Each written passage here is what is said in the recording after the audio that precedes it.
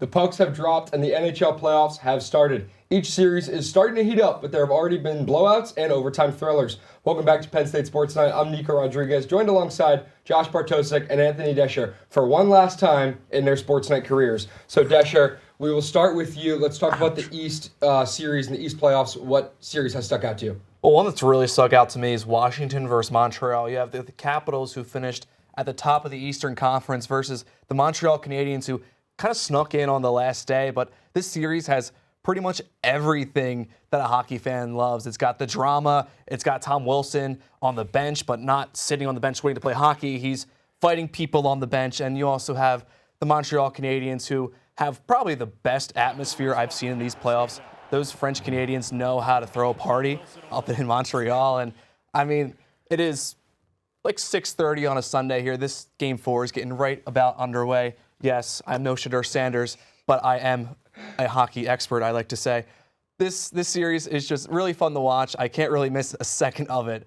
But I really think if this series is going to continue, it's going to be very scrappy. I'm sure there's going to be some fireworks tonight. You have a weird little goalie injury kind of thing going on. I mean, Logan Thompson was removed from Game 3, but he's back for Game 4. On the other side, Montembeault, not so much. He's not going to play tonight. We have Jakub Dobeš instead going in for the Habs. So that's something to watch as these games go on. But, I mean, this game has been probably my favorite. I can't wait to see how it concludes. Ohio State legend Jakub Dobeš. And you mentioned Shedeur Sanders. I think it's funny that because Montreal won Game 3, that now means that this series is going at least 5 games, which is the same number as the round that Shedeur Sanders was picked in. Moving on. The Hurricanes versus the Devils. This one is probably the only other one in the East that's been really interesting, in my opinion, because Toronto-Ottawa has been so far a blowout, and Tampa-Florida was also realistically a blowout for the most part. This one's now interesting. It wasn't as interesting until after the game just concluded. Frederik Andersen, the Hurricanes starting goaltender, went down with an injury halfway through. If he can't play, that makes things very interesting for the rest of the series. Yes, Carolina's up 3-1, mostly because of their special teams unit. Their power play has scored 5 times out of 13 attempts so far. Their penalty kill is flawless against the top unit, one of the top units in the league on the power play, the New Jersey Devils. But it came down to goaltending. Both goaltenders, and Markstrom and Anderson, were playing out of their minds. There might not be a Frederik Andersen for the rest of this series or even the rest of this playoffs. How does Carolina combat that? And it starts by getting scoring from the top guys. They got that today, a hat trick from Andrei Svechnikov, a guy that has really struggled so far this season, but you need your stars to show up, and for Carolina they have. On the other side, for the Devils, it just keeps getting worse. The injury bug continues to plague them. They're missing three of their defensemen, including one of their top defensemen in Luke Hughes. And with him out, presumably for Game 5, we'll have to see. He might have to play through it with the season on the line. It might be lights out for the New Jersey Devils, but it depends really on how Carolina's goaltending situation plays out. That's been what's plagued them the last few years in the playoffs, is not getting consistent goaltending. They had it, now they might not have the goaltender anymore. Josh, let's stick with you now. What series in the West has stuck out to you? I think the Stars-Avalanche one is. I think it's pretty obvious why, right? The return of Mikko Rantanen. Well, you would think so, but where is he? One assist in 4 games, -4 rating. He's winning the Masters right now. That's how we were playing this right now. He's got the green jacket. He's doing fantastic. But look, other than that, it is amazing. I'm appalled at the fact that the Dallas Stars have led for less than 120 seconds in this entire series, and yet it's tied at 2 apiece. That's how evenly matched these teams are. That's just how stingy the Dallas Stars are as well when you have a guy like Jake Oettinger in net and a defensive core that's so solid even without Miro Heiskanen playing.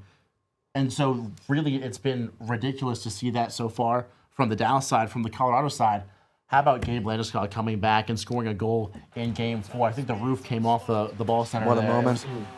Absolutely incredible to watch, and they completely dominated that entire game. It's going to be very interesting to watch how that one plays out. You need to get right and going here with the Stars. You gave up a premium for him at the deadline after you already had so many issues coming in that stemmed in Carolina. And not only that, you're paying him almost $13 million a year. And he hasn't even shown up, not just in the playoffs, but in the regular season too. Did not really perform up to his standards. Been a defensive liability as well. One of the main reasons that Colorado dominated last night was off of 2 Mikko Rantanen turnovers. You have to get him going. You gave up a premium, and if he can't get going, it might be the end of the Stars' playoff run, and in my opinion, the end of Peter DeBoer's time as head coach for Dallas. Well, let's look at the one that we probably haven't seen for the past 3 seasons. Let's go to LA versus Edmonton. And you look at the numbers here. LA is currently up 2-1 in the series, but they have been borderline unbeatable at home. Look at the record, 31-6-4 in the regular season, but on the road, they're a whole different monster, and that's the thing that really stands out to me. They went back to Edmonton, and Connor McDavid put on a show, of course, and the rest of the Oilers team did as well. Even without Stuart Skinner, they're putting in Cal Pickard, and they got the win to get themselves back in the series. They'll be playing again shortly today, and I mean, my thing is, if LA can get one of these wins in Edmonton, the series is over. But there's no counting out the Oilers. We saw them in the Stanley Cup last year. Sure, they didn't win it, but they were on the brink of immediately getting swept and being remembered as one of the worst teams in the Stanley Cup. But now it's the Kings who finally have the chance to finish the story. You look at the bottom; they were up 2-0. A lot of winning goes on there. It's not likely a team would blow a series, especially when they get this 2-0 lead at home, and especially in the Kings' case because they're so good at it. But if the Oilers get back in this one, if they tie this one up, it could mean trouble for the Kings. If the Kings can win Game 4, I think it's over. So, Desher, before we wrap up, who is your favorite to win the Cup? This is going to be a little crazy, but I will kind of die on this hill. I'll have all the swords and knives pointed at me as I make this claim, but it's the Dallas Stars, and my reason is the longer this series goes, the better it is for the Stars. They are missing key pieces. Miro Heiskanen, he's ready to go at any moment. I'm ready to get the tweet that says Miro Heiskanen is in the lineup. And sure, look, they haven't really done a lot of leading in this series. And sure, Landeskog was the big boost for the Avalanche. And I thought, Game 3, Avalanche will win it. They didn't because the Stars won. So, I mean, the Stars going into this kind of back half of the series, sure, they're not going to have Jason Robertson back because he's still labeled week to week, but you're probably one of the best blue liners in the entire league for these past several years in Heiskanen, and they already have the star talent to do it. It's just getting that extra cherry on top of this amazing Dallas Stars Sunday. And plus, I've had the Stars as my Stanley Cup favorite since, the middle of the season because Jake Ottinger, what a goalie, man. Sure, but at the same time, you have to understand the fact that the Stars have not looked the same since acquiring Mikko Rantanen. And I don't know what it is about Mikko Rantanen. Quite frankly, he's just a diva. I think that's what it is. He's a diva. Carolina it follows him all around. I'm being serious, though. The Colorado Avalanche look like a better team without him on them. Martin Natchez has filled in beautifully. And yeah, you mentioned the fact that the Stars will probably get Miro Heiskanen back. I would argue that the addition of Gabriel Landeskog is a bigger addition, not just in terms of talent, but also what it means to that locker room. You saw how incredibly pumped up that bench got when he scored that goal. It was not just a weight off of his shoulders, a weight off of the entire Colorado community to see a guy that has not scored in over 1,000 games. How long was that goal horn getting pressed for? Several seconds. A little bit too long, some might say. But moving on to my pick. This one might be a little bit out there. You just talked about the Los Angeles Kings. I have the Kings winning the Cup this year. I don't know what it is. They're fun to watch. Winning at home is huge, and having home ice advantage is huge. And with the way that the Vegas and Minnesota Wild series is going, I generally do think that there's a possibility that Minnesota wins that series and it gives the Kings home ice. Even without that, they're finally getting over that hump, I think, this year. You mentioned if they win one game on the road against Edmonton, which I think they will because they don't have any goaltending to the Oilers. They're able to finally get that monkey off their back. It kind of gives you that sense of, we finally beat those demons. Let's continue to get that momentum and go further and further into these playoffs. Because Minnesota and Vegas, they're beating each other up. It's very possible that it's not even the Winnipeg Jets. They're going to end up on the other side. They're battling it out with the Blues right now.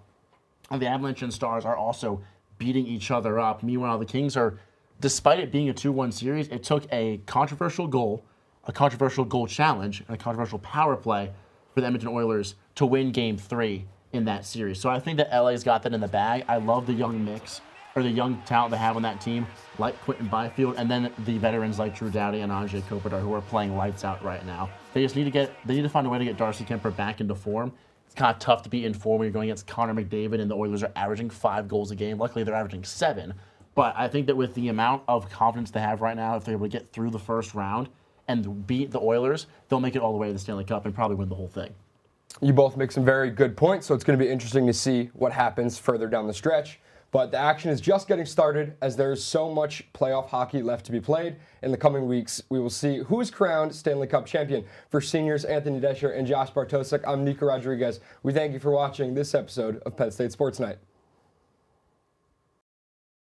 Hey everybody, thanks for tuning in to this edition of Penn State Sports Night. For more content like this and so much more, make sure you subscribe to our YouTube channel and follow us on Instagram, TikTok, and X. For everyone here at Penn State Sports Night, We are Penn State Sports Night.